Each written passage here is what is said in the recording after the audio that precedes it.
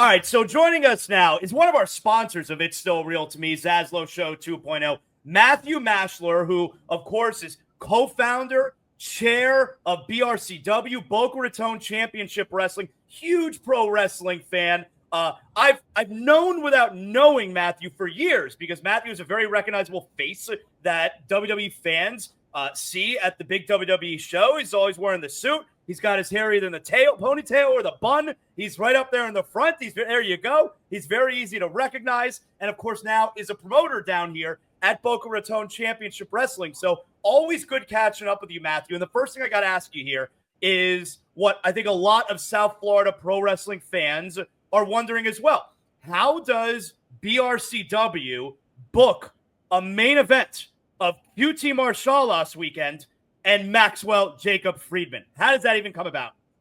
All right. Well, if we're jumping right into it, I had the idea last year, Hanukkah time, that I wanted to do a Hanukkah themed show. There's been, you often see some, Jewish shows around, and there's some of the, popular Jewish wrestlers. But when I wanted to book my Hanukkah themed show, I said to myself, we have to either go for MJF or Goldberg. Right, I mean, you could do a great Hanukkah show, but there's great Jewish wrestlers, Colt Cabana, Chris Masters, Anthony Green. We have Chelsea Durden on our roster. We have Ariel Levy. There's great Jewish wrestlers, but for me, and I just think if I had Goldberg at my meet and greet or MJF, that would be what I needed to run a successful holiday show, a Hanukkah show. And we had a lot of Hanukkah-themed matches and a lot of Hanukkah imagery. We had the Mighty Maccabee came to our show, jumped in. We did a Maccabee Mayhem match where the winner received some Hanukkah gelt. We had our dreidel match, the Righteous versus Better Together. Better Together is a team out of Israel, and we spinned the dreidel in the middle of the room. But obviously, how could you and this is the third time I had the event in my synagogue. So having a Hanukkah show, and I think that was part of the appeal to MJF when we reached out to him. Boca Raton, place he's familiar with. He has friends and family in the area, so it's not like going somewhere unfamiliar. So the idea of doing it in Boca Raton, in a synagogue, in a situation like that appealed from him. I think a lot of it rested on my reputation. A lot of wrestlers in AEW and TNA have said good things about our show, which I'm very proud of. So I think it all fit together, and we had MJF. We had a really nice meet and greet, he was supposedly face. I would say he was face, but still. I saw videos. I mean, he came out there. He was a baby face in Boca Raton. Yeah, but obviously, I met him on the second Jericho cruise back in, I think it was 2020. And I stood in line for a meet and greet, and he wouldn't look up from his phone. He's looking down in his phone. I got the top of his head, and he has a sneer. So during the pictures, he had a good sneer or facial expression. Wasn't true, baby. The photographer wanted to take someone's picture over because the guest had his eyes closed, and Max was, "Oh, I love it. No do-overs." That's his photo. He's old. He is old. I appreciate that about him. He is old school. He lives that gimmick. I mean, I've seen the meet and greet. He signs the toy, he chucks it, and makes the kid go run after it. He's old school. I love that. I think his parents even bought into it. I asked his parents because I was dealing with his father. He needed some tickets for some friends and family. I said, "Are you coming?" He goes, "Oh, my wife said she wouldn't pay 10 cents to see him wrestle." So I think that is great. It's not a gimmick. How did you? No, you're right. And how did you? So, look, AEW stars especially, they'll show up at indie promotions every now and then. But I don't remember seeing MJF at another one. Does he normally do indie shows? A few months ago, he was in the Jewish Hall of Fame. He was inducted into the Jewish Hall of Fame in Long Island. He does the WrestleCon type program. He does big event type. He was at the big event last month. So WWE wrestlers they can't do other things like that. AEW wrestlers, they're not exclusive. They can do they can do their cameos, and they can, and MJF does, and they can do other appearances at conventions and whatnot. They tend not to, right, because they don't have to. Someone who's really the Matt Cardonas and the Dolph Ziggler's what, Nick Nemeth, his real name? Yep. Yeah. Nick Nemeth and Matt Cardona, they're working the indies, right? So they have to go. They want to work. They want to work every week, and that's why they're showing up at different indie events. TNA doesn't pay anything nearly what AEW does to keep them exclusive. So they're working the indies, and part of working the indies is doing the circuit. MJF, Jericho, the top guys in AEW, they don't have to work indies. They can if they want to. So this appealed to him again, because it's not like, because I do have AEW wrestlers on the show. He had a lot of friends in the locker room. Bull James. We work with some of his old MLW coaches. So so the approach was easy through a lot of friends in common, either on the AEW roster or former MLW people that he worked with. So for him, it was Matt Cardona said the same thing, right? Matt Cardona, it was a drive, right? So drive down to Boca, do a show, go home. It's an easy payday. For MJF, fly down to Boca, see friends, see family. Yeah, had friends in the locker room, so it all works, and that's the kind of production we have at BRCW. We have we always have good talent, and it's so funny. My Matt Riddle's my tag team champion, and I don't get that pop from him because he's been at multiple events for the last year. So so when you see someone often, it's not special, and that's why MJF has to keep it special. I reached out to Top Flight when they were starting out in AEW. I was very impressed with them, and I asked them, not for this show, but in general, I asked them if they would book, and they said that they did do indies, but they like to stick with the indies that they had before AEW. So if they have a limited number of engagements, those are the ones that they wanted to do, and I totally understood that, right? Like, here I'm coming after they've made it and saying, "Do you want to do my show?" Well, that their choice to you stick want to stay with, loyal. Yeah, for if they only can do X number of dates, let's do it with Dance with the One That Brung You. So I respect that. I'm not trying to bury them right now. I'm trying to answer the question of why MJF was willing to do my show. Now we'll get to the next BRCW show, which is January 30th, Cruising for a Bruising 3. We'll get to that in a second, but now that you're a promoter and you've been doing this for a few years now, and you've been, like myself, a lifelong pro wrestling fan, has being a promoter changed the way you watch pro wrestling now?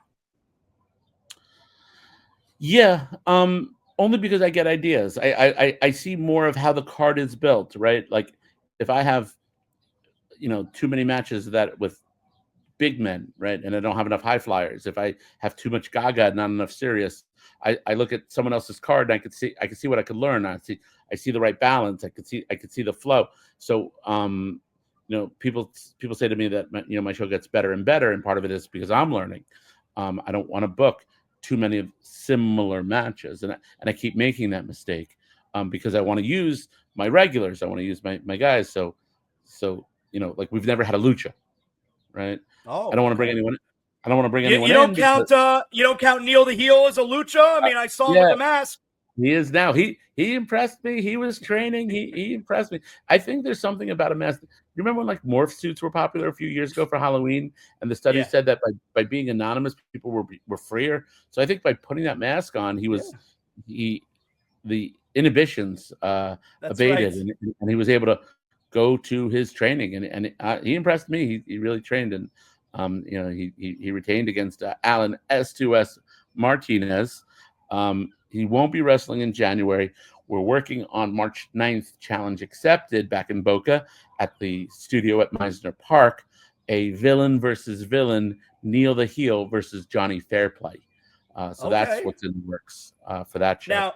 Now, January 30th is the next show. BRCW, Cruising for a Bruising. You do it the weekend with the Jericho Cruise, which is obviously a great idea. It's the night. It's the night before the Jericho Cruise, and it's in Miami. I really want to advertise it to the people going on the cruise. I view it as the pre-party, right? Everybody got to Miami. What are we going to do? Let's get together and have a good time. And I saw you got my guy, my pal Brad Williams is performing at the after party, right? Yeah, because he's going on the cruise. We've had him before. We had him at I don't remember if it was March Madhouse or Challenge Accepted. It was at the Loft on Congress, and we had him on commentary. He got involved in the match, helped Bull James out. So we reached out to Brad. Hey, Brad, you're gonna be in Miami anyway. Do you want to come to the show or do something in the show? And then we came up with the idea that he could do some comedy while we set up for the after party. He is a great dude. So funny for folks who have not seen Brad Williams. I've had him on my show many times. He is a great dude. Huge pro wrestling fan. You can go to brcw.com, January 30th at Pullman Hotel in Miami. And I saw this a few shows ago. Ash by Elegance, who is local, formerly WWE's Dana Brooke. I'm friendly with as well. She's signed to TNA these days, but she's your women's champion now. She's our women's champion. Yeah, she came in, and that was at BRCW Renaissance, October 20th at the Renaissance Hotel. And she had a great match with MJ Jenkins, put MJ through the table. We haven't seen MJ since, but she will be back for Cruisin' for Bruisin' for her rematch. I don't know BRCW's official position on a guaranteed rematch clause, but we are honoring that for MJ Jenkins. She was a champion of ours for so long.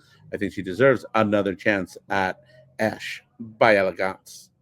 It's interesting because I love going to indie shows now between BRCW, CCW, and when I was younger, I would never have considered going to an indie show. I'm like, no, that's not my thing. I feel like there is, there used to be a stigma. There used to be a stigma attached to it.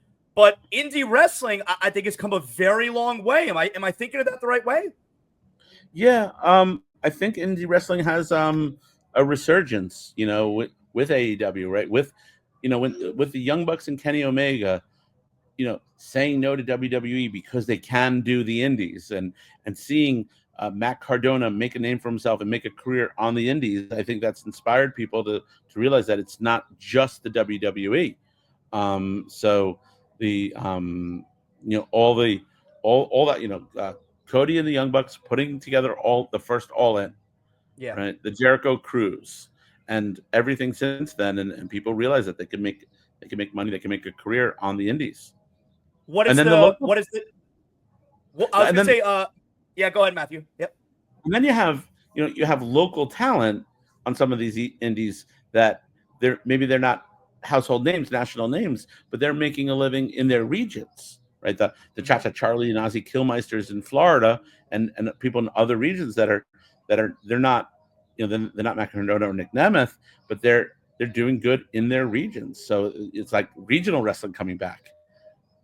What is the hardest part for you as a promoter? Because I know one of the early times that we spoke, you had a hard time with telling the wrestlers who's going to go over and who's going to lose. You didn't love that part of it. Has that gotten easier for you? Because I didn't understand that, because I'm not in the business, and that's gotten to be easier for me. Right now, it's just it's making the right card, right? Finding the 5 or 6 or 7 at most matches that are going to make a good. I want a 2-hour show that's entertaining, that's balanced, and then obviously having to schedule. Okay, well, if I don't use you in the January show, I'll use you in the March show, and then having to make a balanced card for that show as well. What is the next big WWE show we're going to see you at in one of the first few rows? What do you got coming up? Okay, so I don't do the Royal Rumble because I'll be on the Jericho Cruise, right. And so it's not the Rumble. So I'll be on the Jericho Cruise, and then after that it's WrestleMania. I'm about 4th row on the aisle at WrestleMania, and I don't wear my suit to WrestleMania. It's too long a day, and I don't want to wear my suit on an outdoor show like that. The suit almost started like if I knew I was going to be on TV. So you will see me WrestleMania ringside, 4th row on the ramp, but again, not in this suit. So yeah, for me it's Jericho Cruise followed by WrestleMania. So finally here, January 30th, coming up next month, Pullman Hotel in Miami, brcw.com. You get your tickets. Cruising for a Bruising 3. It's the weekend of the Jericho. It's the night before the Jericho Cruise. So anyone who's listening and is going to the Jericho Cruise, yep, you get your tickets, brcw.com. Did I leave anything out? What else do we need to know about Cruising for a Bruising 3? And then following that is the March 9th challenge accepted. I'm kind of booking and running both. So it's just a month later. So so if you're Boca based and you come to the shows, I understand if you don't want to come to Miami, so then March 9th is your next show. Excellent. I will be there on January 30th. I am in town. It's a terrific card. I'm looking at it right now. Cruising for a Bruising 3. Matthew, always great catching up with you. Tell Neil the heel I say hello. You guys are doing a terrific job. I appreciate your support, Matthew. All right. Well, thank you so much.